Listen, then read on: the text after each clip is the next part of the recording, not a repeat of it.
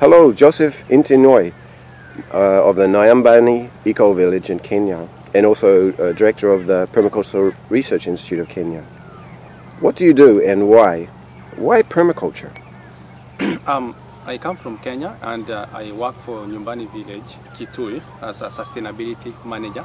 And Nyambani Village is in the far east of Kenya. It's in the most driest part of the country.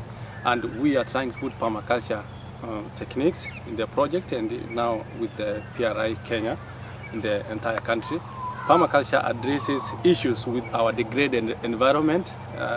Most of the forests have been degraded, and we are working to reverse the trend.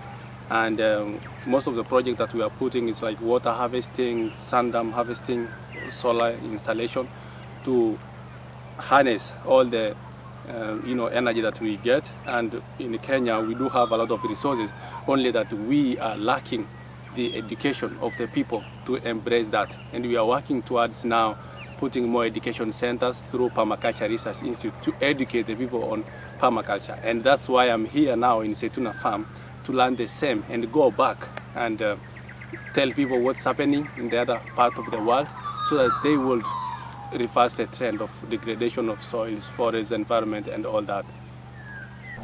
So in Kenya right now we have dry lands where it's really very dry, and the farmers are poor without education. But now they are putting on permaculture techniques like the swales to harness the water that they get during the rainfall season, because most of them depends with the rains.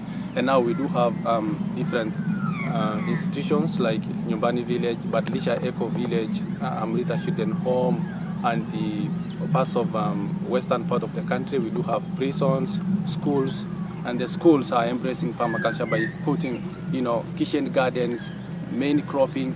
The prisons the same, training now prisons on how to, when they go back after prisons, they will be able to improve their lives, because when they come from the prisons, it's really very hard situation to go back to the society where they came from, and without having nothing that they are trained in. But permaculture is now trying to train them in the prisons on how to do organic gardening and kitchen gardening and all this, so that when they go back to their lands, they will go and start this and get income out of it and get food, since there is food insecurity now in our country. So then permaculture is trying to reverse the trend, bringing in now new techniques of harnessing all the energy that we have, and then people will get now food out of that, because the main problem for our country now is really food.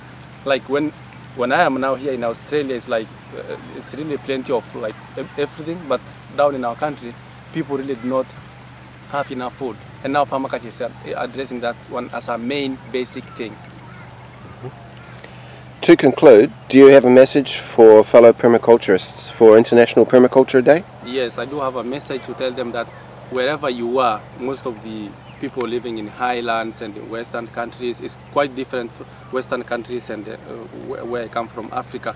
As Jeff said the other day, it's really easy to degrade the wetlands and the forested areas than to harness the dry lands. So people should get this message. Where you are, maybe it's a luxurious place, there's plenty of wetland, plenty of food, plenty of forest, plenty of everything else.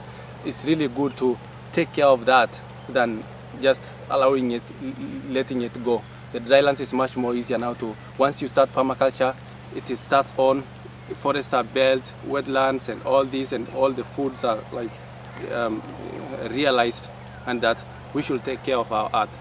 Thank you. Thank you, Joseph. Good.